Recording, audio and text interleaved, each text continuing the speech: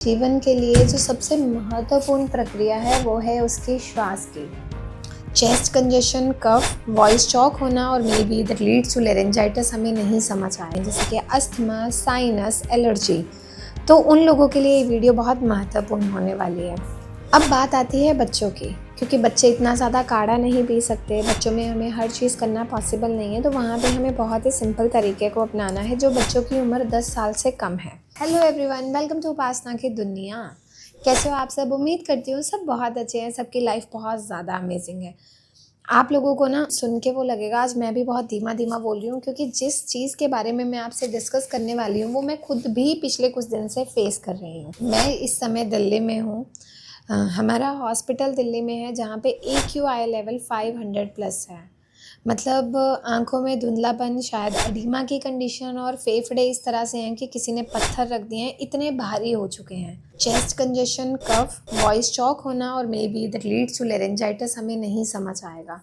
अगर आप लोग भी इस इशू को फेस कर रहे हैं, सिर्फ पॉल्यूशन से नहीं, जैसे सीज़न बदल रहा है अब, हम लोग जो हैं ठंड के मौसम की तरफ प्रस्थान कर रहे हैं, तो वहाँ पे क्या चीज़ें हम लोग की बॉडी में डेवलप होती हैं, जैसे कि अस्थमा, साइनस, एलर्जी। तो उन लोगों के लिए ये वीडियो बहुत महत्वपूर्ण होने वाली है। जिन भी लोगों को इस समय ब्रीदिंग में दिक्कत हो रही है, आपको 2 चीज़ें करनी है। पहली चीज़, काढ़ा पीना है। काढ़ा किस चीज़ का पीना है आप पहले सुनिए। उसमें आपको ऐड करना है थोड़ा सा मुलेठी पाउडर, अजवाइन, सौंफ, कुछ दाने धनिया के, इलायची, दालचीनी। अगर आपके पास कैमोमाइल या अपराजिता के फूल हैं तो वो भी ऐड कर सकते हैं। अगर नहीं है तो आप उसे स्किप कर सकते हैं, तुलसी के पत्ते ऐड कर सकते हैं। इसके रिलेटेड जो वीडियो है एक छोटा सा फॉर्मेट में यहाँ पे अटैच कर रही हूँ, वो आप लोगों को समझ आ जाएगा, आप उसे देख लीजिए।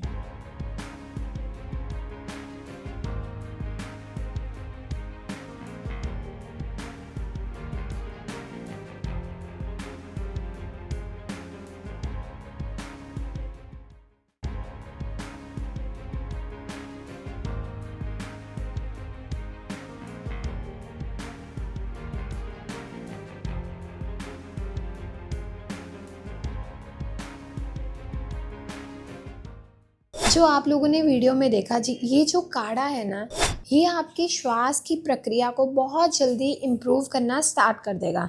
लंग्स के अंदर जो पूरा कंजेशन जम रहा है, जिसकी वजह से वो पूरे ब्लॉक हो रहे हैं, धीरे धीरे करके वो खुलना स्टार्ट हो जाएगा।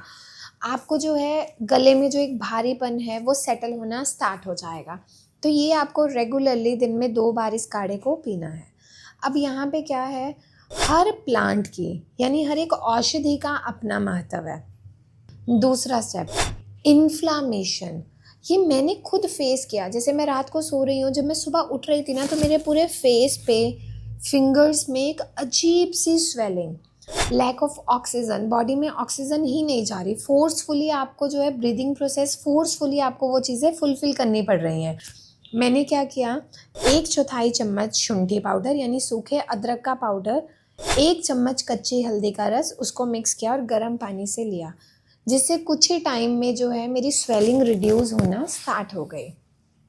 तीसरी चीज़, चेस्ट में हल्कापन कैसे लाना है। जनरली हम विक्स हो गया, कुछ कुछ चीज़ें अप्लाई करते हैं, बट बहुत सिंपल रेमेडी है जो घर पे आपको फॉलो करनी है, जो चेस्ट को ना एकदम से सूद करेगी, क्योंकि सूदिंग होना बहुत ज़्यादा ज़रूरी है।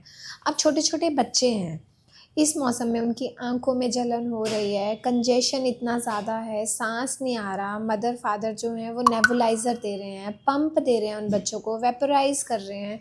वहाँ पे हम क्या कर सकते हैं? तो बहुत ही सिंपल तरीका है, बच्चों को आप स्टीम दीजिए। स्टीम कैसे देनी है, आप एक पैन ले लीजिए, स्टीम चैम्बर जो भी कंफर्टेबल हो, उसमें आपने 2-3 पत्ते तुलसी के डालने हैं, पुदीने के पत्ते, अजवाइन, थोड़ा सा ब्लैक सॉल्ट, और उसमें आपको ऐड करना है जो सबसे इम्पॉर्टेंट होने वाला है इस टाइम पे, 2-3 पत्ते नीम के। बस उसकी आपको जो है स्टीम देनी है। नोज़ से इनहेल करना है, माउथ से एक्सहेल करना है। 3-4 बार करने के बाद माउथ से ही इनहेल करना है, माउथ से ही एक्सहेल करना है, ताकि अंदर जो ब्रोंक्यूल्स हैं, जो एल्वुलाई हैं, वो प्रॉपर्ली जो उनकी कॉन्ट्रैक्शन, रिलैक्सेशन की प्रोसेस है वो कंप्लीट हो जाए। जो मैं सबसे इम्पॉर्टेंट चीज़ बता रही हूँ वो ये है कि आपको चेस्ट पे मालिश करनी है, लेकिन मालिश किस चीज़ की? देसी घी लेना है जो भी आपके पास अवेलेबल है, उसमें आपको ऐड करना है ब्लैक सॉल्ट, गरम करना है जितना गरम आप सह पाओ, और उससे आपको प्रॉपरली अपने चेस्ट में मालिश करनी है बहुत अच्छे से। आप आज रात को मालिश करके सोएंगे, उसके बाद कवर कर लीजिए और आप सुबह देखेंगे बलगम, जो जमी हुई बलगम है वो पूरी बाहर आना स्टार्ट हो जाएगी। आयुर्वेद में जो ये चीज़ें हैं ये इतना ज़्यादा इफ़ेक्टिव हैं, हमारी संहिताओं में हर चीज़ों का वर्णन किया गया है। ऐसा नहीं है कि वर्णन नहीं है।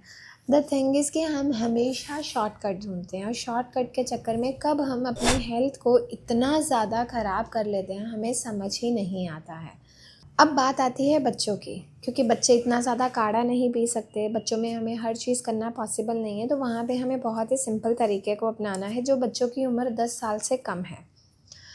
जैसे कि आपने क्या करना है, अजवाइन लेनी है 20 ग्राम, या चम्मच में बात करते हैं, 4 चम्मच अजवाइन, 4 चम्मच सौंफ, 1 चम्मच मिश्री, 1 चम्मच मुलेठी पाउडर और 1/4 चम्मच दालचीनी। इसका मिक्सचर बना के रखना है, और इसका आधा आधा चम्मच सुबह और शाम गर्म पानी के साथ बच्चे को आप खिला दो, या पानी में घोल के दे दो, जैसे वो कंफर्टेबल है। ये भी वही काम करेगा जो एक काढ़ा काम करे, और अगर आपका बच्चा काढ़ा पीने में कंफर्टेबल है तो डेफिनेटली आप उसे वो दीजिए। दूसरी चीज़ जो मैंने चेस्ट पे मालिश का बताया, ये तो आपको फॉलो करना ही करना है। ये इतना ज़्यादा इफ़ेक्टिव है जो धीरे धीरे करके आपके लंग्स को स्ट्रेंथ प्रोवाइड करता है। तो मैं ये कहूँगी कि यहाँ पे ना बहुत सारे बच्चे आए जो नेबुलाइज़र पंप के ऊपर डिपेंड थे, मतलब डिपेंडेंट उनकी बॉडी थी। जब उनको मैंने रेमेडीज़ करवाई, जब मैंने उनको ट्रीटमेंट दिया, तो आज वो बच्चे बहुत साल से ठीक हैं। कुछ बच्चों में कभी कभी देखा जाता है कि वो प्रॉब्लम हल्की सी दोबारा हुई है, बट हम 1 महीना और दवाई देते हैं तो वो सेटल हो जाता है। तो अगर आपके बच्चे भी ये इशू फेस कर रहे हैं ना, मेरी आपसे रिक्वेस्ट है, आप उन्हें नेबुलाइज करना बंद करें, आप उन्हें पंप देना बंद करें, आप उन्हें स्टेरॉइड्स ये सब देना बिल्कुल बंद करें, ब्रोंकियोडायलेटर्स देना बंद करें। आप एक बार यहाँ आइए, मैं आपको ये कह रही हूँ कि आपका बच्चा यहाँ से ठीक होकर ही जाएगा। मतलब ये मेरा आपसे वादा है, मेरी पूरी कोशिश रहेगी। अगर आप मुझसे 1 की उम्मीद करेंगे, मैं 1000 देने की कोशिश करूँगी। पर प्लीज़ अपने बच्चों की लाइफ के साथ खिलवाड़ ना करें। जो एक मिथ बन गया, जो एक धारणा बन गई, अस्थमा कभी रिवर्स नहीं हो सकता, वो आप लोग उस चीज़ को बिल्कुल साइड रख दीजिए। आयुर्वेद में हर वो चीज़ संभव है जो दूसरी पैथी के लिए असंभव है। मैं सिर्फ ये कहना चाहूँगी, तो आप लोग किसी भी बीमारी से परेशान होते हैं ना, आप अपनी प्राकृतिक चिकित्सा को ना प्राथमिक चिकित्सा बनाइए। मतलब आप ये समझ लीजिए कि आपको इसको प्रायोरिटाइज़ करना है। जो आप सालों साल दवाइयाँ खा के अपनी लाइफ को ख़राब करते हो ना, आप वहाँ मत जाइए। इमरजेंसी लाइन ऑफ ट्रीटमेंट के लिए जो पैथी बेस्ट है वो एलोपैथी है, आप प्लीज़ जाइए। कभी किसी ने मना नहीं किया, कोई कंपैरिजन नहीं है। लेकिन जो क्रॉनिक डिजीज़ हैं इस तरह की, स्पेशली एम्फीसीमा, अस्थमा, सीओपीडी, इसमें आप बेफिक्र होकर हमसे कांटेक्ट करिए। ये हमारा नंबर है, आप इस पे जब भी मैसेज ड्रॉप करेंगे आपको थोड़ा सा वक्त लगेगा, बट आपको पूरा रिवर्ट आएगा।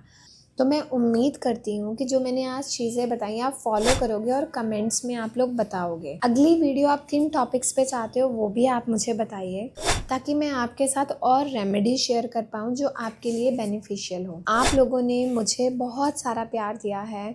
मेरी आप लोगों से रिक्वेस्ट है, हमारा हॉस्पिटल 7 डेज़ ओपन रहता है, मेरी टीम अवेलेबल होती है। मेरा काम देखिए, जब रिसर्च बहुत कम था तो मैं हर टाइम अवेलेबल होती थी, लेकिन जैसे जैसे मुझे नई बीमारियों पे काम करना पड़ रहा है, मैं हर टाइम अवेलेबल नहीं हूँ। आज अगर मैं रिसर्च कर पाई हूँ तभी आप लोग ठीक हो पा रहे हो।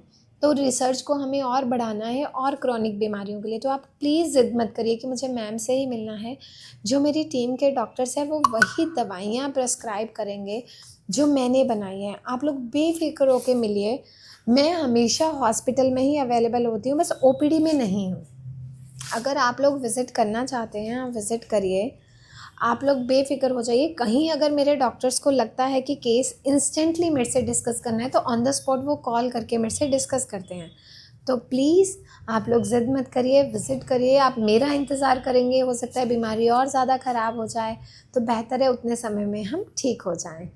उपासना की दुनिया को बहुत सारा प्यार देने के लिए बहुत बहुत शुक्रिया।